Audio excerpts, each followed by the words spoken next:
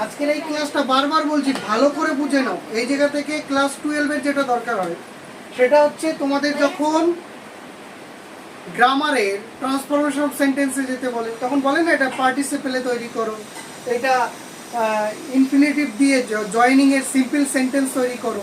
তো যখন আমরা সিম্পল সেন্টেন্স তৈরি করি তখন আমাদের টু দিয়ে যুক্ত করতে হয়, অনেক সময় ভার্বের আইএনজি দিয়ে যুক্ত করতে হয়, হ্যাভিং বিং এই জিনিসগুলো যে থাকে, তো সেটা একটা ব্যাপারে দরকার হয়।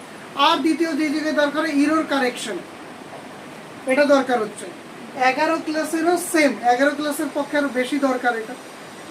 আর যারা চাকরির পরীক্ষার জন্য খাটছে তাদেরও দরকার হয়, ওদেরও ইরর কারেকশন থাকে, আর এইসব ছোট ছোট কারেকশনগুলো তাদেরকে করতে বলা হয়।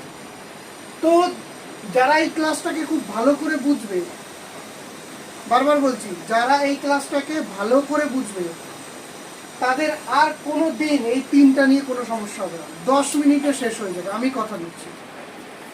কিভাবে করব? প্রথমত মানে মনে রাখতে হবে, প্রথমত কি করতে হবে যে পৃথিবীতে যত ভার্ব আছে, কি বললাম, পৃথিবীতে যত ভার্ব আছে সব হচ্ছে ফাইনাইট ভার্ব। তাহলে স্যার আপনি তো এই জায়গায় নন ফাইনাইট ভার্ব লিখে রেখেছেন, তো কথাটাই হচ্ছে ওই জায়গায় আমি কি বললাম, পৃথিবীতে যত ভার্ব আছে সব হচ্ছে ফাইনাইট ভার্ব, শুধুমাত্র এই 3 শাখা বাদ দিয়ে। এরা 3 শাখা মনে রাখার জন্য মানে বলছি আর কি। দেখো জেরান, আমি কি বললাম, পৃথিবীর সকল ভার্বেই ফাইনাইট ভার্ব, মাত্র এই 3 শাখা বাদ দিয়ে। এই 3 শাখা কে কে? এক হচ্ছে জেরান, ইনফিনিটিভ, আর হচ্ছে পার্টিসিপল। কি কি বললাম? জেরান্ড, ইনফিনিটিভ আর পার্টিসিপল। তোমাদের যতটুকু বোঝানো হয় সেটা হচ্ছে শুধুমাত্র জেরান্ড আর পার্টিসিপলের মধ্যে পার্থক্য, ইনফিনিটিভটা শেখানো হয় না সাধারণত। বাট আমি মনে করলাম যে না, তোমাদেরকে এইটুকু দিলে যে ধারণাটা বাকি থাকবে সেটাও যাতে তোমরা পেয়ে যাও। তাহলে প্রথম কথা কি হলো, পৃথিবীর সকল ভার্বই হচ্ছে ফাইনাইট ভার্ব, শুধুমাত্র এই 3টে ভার্ব ছাড়া। কিরকম? একটা হচ্ছে জেরান, একটা হচ্ছে ইনফিনিটিভ, আর একটা হচ্ছে পার্টিসিপল। দেখো এই জায়গায় আমার গল্প আছে, এই জায়গার গল্পটা কি, যে ভার্ব জেরান্ডটা কি, জেরান্ড কি রূপ নেয় সেইটা একটু জানতে হবে। জেরান্ড হচ্ছে ভার্ব, মানে জেরান্ডও একটা ভার্ব, কিন্তু অ্যাক্টিং করে কার মতন? As noun. ও ভার্ব হয়েও কার কাজ করে? নাউনের কাজ করে। কি করে? নাউনের কাজ। আর এই নাউনটা কি? নাউনটা দেখো, নাউনটা কার কার সাথে হয়? নাউনটা কোথায় কোথায় বসতে পারে? একটা হচ্ছে সাবজেক্টে বসতে পারে, আর দ্বিতীয়ত কোথায়? অবজেক্টে বসতে পারে। এমন কোনো নিয়ম নেই যে নাউন শুধুমাত্র সাবজেক্টেই থাকবে, অবজেক্টে থাকতে পারে না, এটা হতে পারে না। নাউন সাবজেক্টেও হতে পারে, অবজেক্টেও হতে পারে। আর এটা কিভাবে তৈরি হয়? ভার্বের সাথে আইএনজি যুক্ত করে। মানে ভার্বের কটা ফর্ম? টোটাল হচ্ছে 5টা ফর্ম। কি কি? V1, তারপর V2, তারপর কি V3,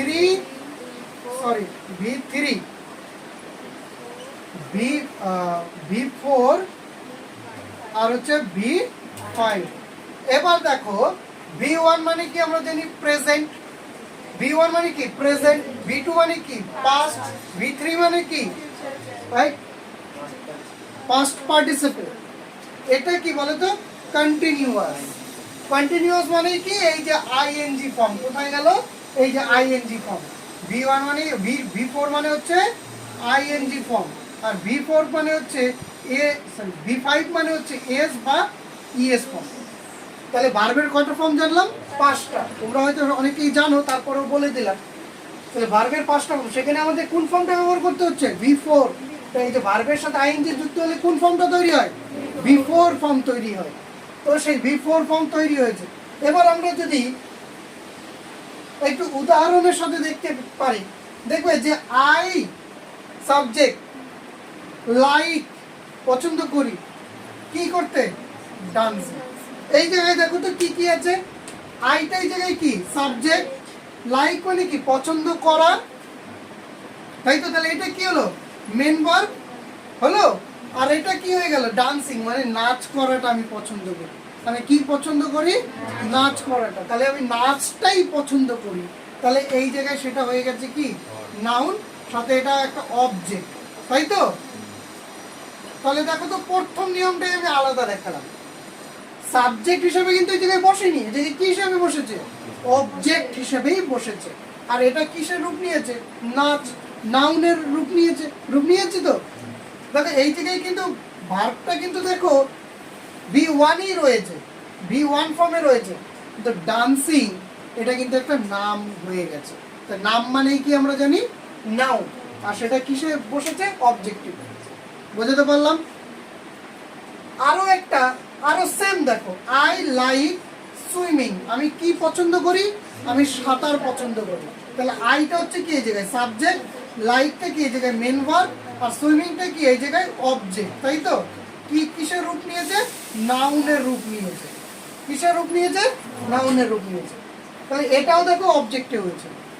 এবার যদি বলো যে স্যার একটা তাহলে সাবজেক্টে বলো, তাহলে বলতে পারি ওইটাই দেখো লিখেছে, সুইমিং ইজ এ গুড।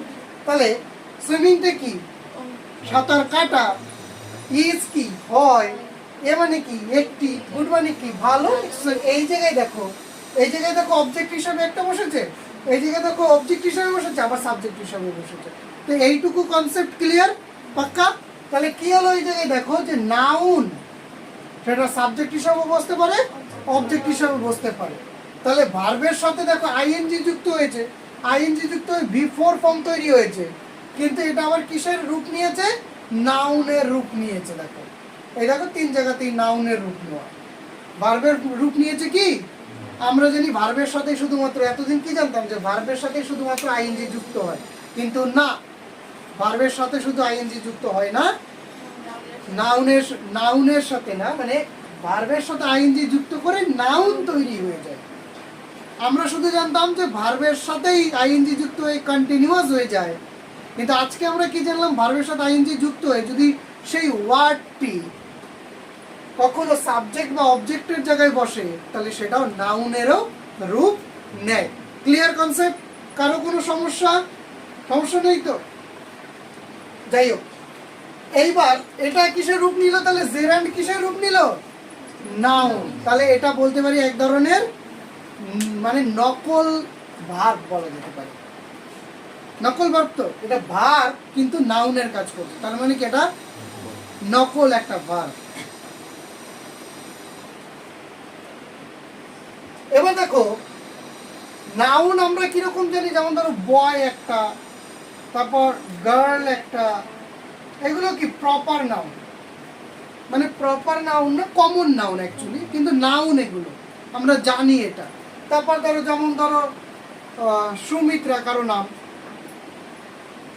তাহলে এটা কি প্রপার নাউন হয়ে গেল সুমিত্রা, তো এটা তো নাউন, এর সাথে কি আমরা আইএনজি যুক্ত করেছি, কিন্তু না, কিন্তু এই জায়গায় কি হয়ে গেছে, আইএনজি যুক্ত করে ওটাকে নাউন করে ফেলেছি। তাহলে এটা ভার্ব ঠিকই, কিন্তু ভার্বের সাথে আইএনজি যুক্ত হয়ে কি হয়ে গেছে, নাউনের রূপ নিয়ে নিয়েছে। বোঝাতে পারলাম? তাহলে একেই বলা হয় জেরান্ড। তাহলে মোদ্দা কথা আমরা এইভাবে মনে রাখবো, যখন ভার্বের সাথে আইএনজি যুক্ত হয়ে কি করবে, সাবজেক্ট বা অবজেক্টের জায়গায় গিয়ে বসে নাউনের রূপ নেবে, তখন তাকে আমরা জেরান্ড বলবো। বোঝা গেল? এটা গেল জেরান্ডের কনসেপ্ট। এবার হচ্ছে ইনফিনিটিভ। আমরা জানি ইনফিনিটিভ মানে কি রে বাবা, ইনফিনিটিভ তখনই হয় এই যে টুর পরেই V1 যুক্ত হয়। V2 কখনো হবে না, V3 হবে না, V4 হবে না, V5 হবে না। টুর পরে যদি মেন ভার্ব বসে, কি বললাম, টুর পরে যদি মেন ভার্ব বসে, গল্প নয়, হাত গণনাও নয়, জ্যোতিষবিদ শিখতে গেলে জ্যোতিষবিদের ক্লাসে যেতে হবে, গল্প একদম আমি সহ্য করবো না। যাই হোক, ক্লাসে ফিরি। তাহলে এইটা বোঝা গেল। এবার কি বললাম, ইনফিনিটিভ। ইনফিনিটিভ কি হবে, 2 + V1। বারবার মনে রাখবে, এইটা কিন্তু ভুললে চলবে না। ইনফিনিটিভ কিভাবে বুঝবো বা চেনার উপায় কি, মেন ভার্বের আগে কি বসবে, টু বসবে। যেমন ধরো ইট মানে কি খাওয়া, তার মানে কি এর আগে কি বসবে টু, তাহলে কি হয়ে গেল টু ইট মানে হচ্ছে খেতে, বোঝা গেল। যেমন ধরো রিড, কি বললাম রিড, এর আগে কি বসে গেল টু রিড, তার মানে কি পড়তে। এগুলো সবকটাই কিন্তু V1, মনে রাখবে টু এর পরে যদি মেন ভার্ব বসে সেটা সর্বদা V1ই হবে। বোঝাতে পারলাম? তাহলে এই জায়গায় দেখো এটাও না আবার ইনফিনিটিভটাও নাউনেরই রূপ নেয়। জেরান্ড যেমন নাউনের রূপ নিচ্ছে কি যুক্ত করে, আইএনজি যুক্ত করে, আর এখানে টু এর সাহায্য নিয়ে ভার্বটাও আবার কিসের রূপ নিচ্ছে, নাউনেরই। দেখবে কেমন করে, আই লাভ টু ইট, আমি কি করি, আমি খেতে ভালোবাসি, তাহলে খাওয়াটা একটা নিশ্চয়ই নাউন। কিন্তু খাওয়াটা হলে তো শুধু ইট হতো, কিন্তু সাথে দেখো তে যুক্ত হয়ে গেছে, তাহলে ওটা একটা নাউনে পরিণত হয়ে গেছে। কিসে পরিণত হয়েছে, নাউনে। তাহলে এটা ইনফিনিটিভ, বোঝা গেল। একটু পার্থক্য যে নাউন, এই ইনফিনিটিভটা তোমাদের দেওয়ার কারণই হচ্ছে একটা, সেটা হচ্ছে যে নাউন কোথায় কোথায় হয়, মানে ভার্ব কোথায় কোথায় নাউনের রূপ নেয়, সেটা বোঝানোর জন্য ইনফিনিটিভ দিয়েছি। অ্যাকচুয়াল ক্লাস হচ্ছে তোমাদের জেরান্ড আর হচ্ছে পার্টিসিপেল, বোঝাতে পারলাম। এবার দেখো এই জায়গাও একটা মজাদার বিষয় রয়েছে, কিরকম দেখো ভার্বের সাথে কি যুক্ত হয়েছে, আইএনজি যুক্ত হয়ে বিফোর হয়েছে, তাই আমি কি বললাম নাউন। কিন্তু এই জায়গায় দেখো আবার, এই জায়গায় দেখো ভার্বের সাথে আবার আইএনজি যুক্ত হয়ে বিফোর হয়ে আবার কি হয়ে গেছে, প্রেজেন্ট পার্টিসিপল, অ্যাডজেক্টিভের রূপ নিয়ে নিয়েছে। স্যার দুটো জিনিস তো একই, তাহলে কি করে বুঝবো? বাবারে বোঝার জন্য কোনো মাথা খাটানোর দরকার নেই। এইটাতে কি বললাম, শুধু সাবজেক্ট আর অবজেক্টের জায়গাতেই বসবে। জেরান্ড কি হয়, সাবজেক্টে বসবে না হয় অবজেক্টে, কিসে নাউনের রূপ নেয়, তাই তো। কিন্তু এই জায়গায় কি হচ্ছে দেখো, পার্টিসিপল। পার্টিসিপল কি, ভার্ব অ্যাক্টিং অ্যাজ অ্যাডজেক্টিভ, বলছে ভার্ব অ্যাক্টিং অ্যাজ অ্যাডজেক্টিভ, তার মানে কি যে ভার্ব অ্যাডজেক্টিভের মতন নাটক করে, একরকম কি করে, নাটক করে। ভার্ব কিসের, ভার্ব নিজে ভার্বের মতন কাজ না করে অ্যাডজেক্টিভের মতন কাজ করে। অ্যাডজেক্টিভটা কি হয়, ভার্বের সাথে আবার প্লাস আইএনজি যুক্ত বিফোর। আর এটাও দেখো পার্থক্য শুধু এই জায়গায়, জাস্ট একটু মনে রাখতে হবে, যখন V4 হয়, V4 মানে কি আইএনজি, তাহলে তাহলে সেটা হয়ে গেল প্রেজেন্ট পার্টিসিপল। দেখো আরেকটা V3 দিয়ে, যেটা আমরা জানি কি পাস্ট পার্টিসিপল, যেটা হচ্ছে ওই যে see saw seen eat ate eaten, ইটেনটা কি V3 ফর্ম। তাহলে পার্টিসিপল আমাদের সাধারণত বলা হয় আইএনজি যুক্ত করেই হয়, কিন্তু না বাবা, পার্টিসিপল দুই ভাবে হয়, এক হচ্ছে আইএনজি যুক্ত করে, আর এক হচ্ছে V3 ভার্বের পাস্ট পার্টিসিপল ফর্ম বসিয়ে। বুঝাতে পারলাম?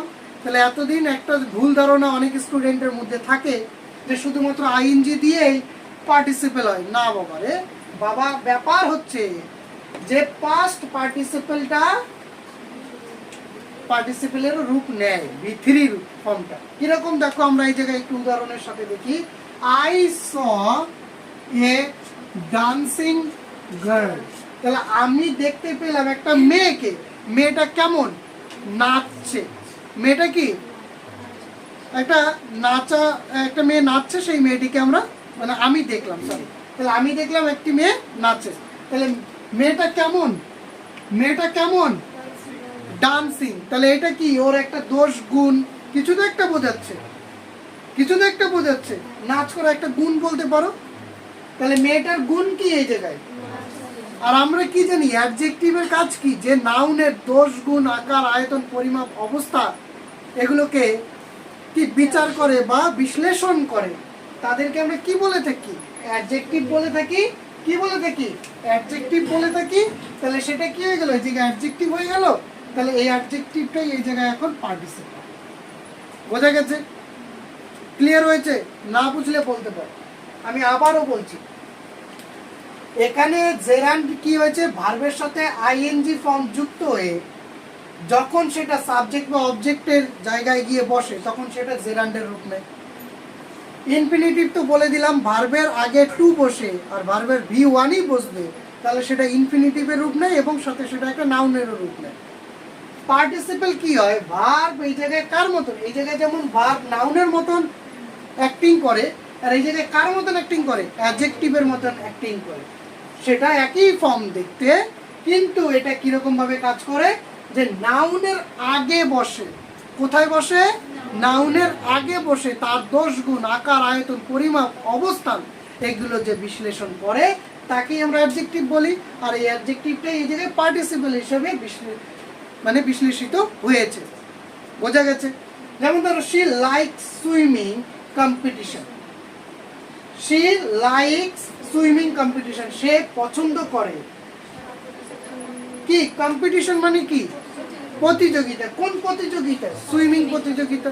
তাহলে কম্পিটিশনটা একটা এই জায়গায় নাউন, কিন্তু এই জায়গায় সুইমিংটা কি হয়ে গেছে? অ্যাডজেক্টিভ। তাহলে এটা কি হয়ে গেছে এবার? পার্টিসিপল। ক্লিয়ার? এবার দেখো, আমি তোমাদেরকে বলেছিলাম যে শুধুমাত্র আইএনজি দিয়ে নয়, মানে V4 দিয়ে নয়, ভার্বের V4 ফর্ম দিয়ে নয়, V3 দিয়েও হয়। যেমন ইট ইজ, সরি, হ্যাঁ ঠিক আছে, ইট ইজ এ ব্রোকেন টয় কার। এটা হয় একটি ভাঙা খেলনা গাড়ি। তাহলে ইট ইজ এ ব্রোকেন টয় কার, এটা হয় কেমন খেলার গাড়ি? মানে খেলার গাড়িটা, বাচ্চাদের খেলার গাড়িটা কেমন? ভাঙা। তাহলে এটাও কি ওর দোষ গুণ কিছু একটা বোঝালো? তাহলে এর কি দোষ বোঝাচ্ছে? গাড়িটার দোষ কি? ভাঙা গাড়িটা। তাহলে কি? I don't buy it. It is a broken toy car, I don't buy it. মানে এই গাড়িটা হচ্ছে কি? ভাঙা, আমি এটা কিনবো না। ভাঙা গাড়ি কেউ কিনবে? আচ্ছা, সাধারণ একটা মজার বিষয় আছে। বিস্কিট আমরা দোকানে গিয়ে কিনলে পরে কি বলি? বিস্কিটটা ভাঙা, দাদা এটা পাল্টে নিন। দোকানদার কাকু এটা পাল্টে নিন, ভাঙা বিস্কিট নিব না। বাড়ি এসে তো ভেঙেই খাবে। আমাদের চিন্তা ভাবনাটাই আলাদা। আমরা ভাঙাটা নেই না, না যাই হোক, গাড়িটার ব্যাপারে আলাদা, কিন্তু বিস্কিটটার ব্যাপারটা দেখো তো, ভেঙেই খাচ্ছি। গোটা যদি একটা মেরি বিস্কিট যদি তোমার মুখে দেওয়া যায়, তুমি গিলতে পারবে? পারবে না। তো যাই হোক, এটা একটা মজা ছিল। তাহলে এই জায়গায় বোঝা গেল যে শুধু V4 দিয়ে নয়, V3 দিয়েও আমাদের পার্টিসিপল হয়। তো পার্টিসিপলের কনসেপ্ট ক্লিয়ার?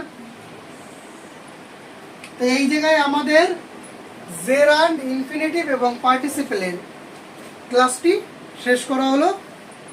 যদি কারো ভালো লাগে তাহলে কি করবে? অবশ্যই সাবস্ক্রাইব করবে, আর অল ঘন্টায় ক্লিক করে অল করে দেবে, তাই তো? আর অবশ্যই শেয়ার, লাইক এবং কমেন্টস করবে।